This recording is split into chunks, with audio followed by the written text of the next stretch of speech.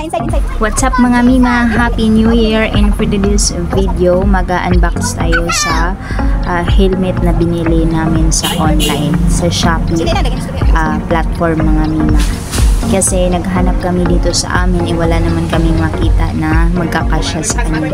Medyo kasi may kalakihan ang ulo nitong bulilit ko mga Mima. Kaya naghanap kami sa online and buti naman nakakita kami sa Shopee.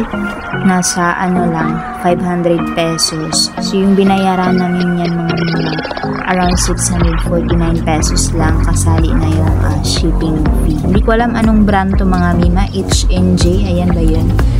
So basta ganyan. And so far yung feedback naman niya mga Mima sa Shopee is 5 out of 5 naman po.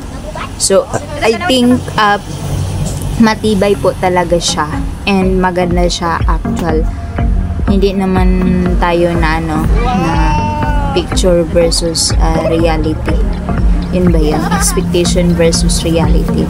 Oh, ang ganda. Tingnan mo mga Mima. Araw-araw niya yan inabangan. Talagang alam niya na may order siya ng helmet. Every time na may delivery dito sa bahay ng bikini, magtanong talaga siya sa akin if helmet na ba yung dumating ng mga Mima. Tuwang-tuwa yung bata. Kasi finally meron na siyang own helmet. Makapag-ride na siya sa front ng motorcycle.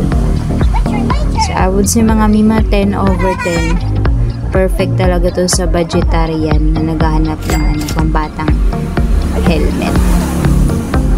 And that's it for today's video mga Mima. Thank you so much for watching. Happy New Year! Yay!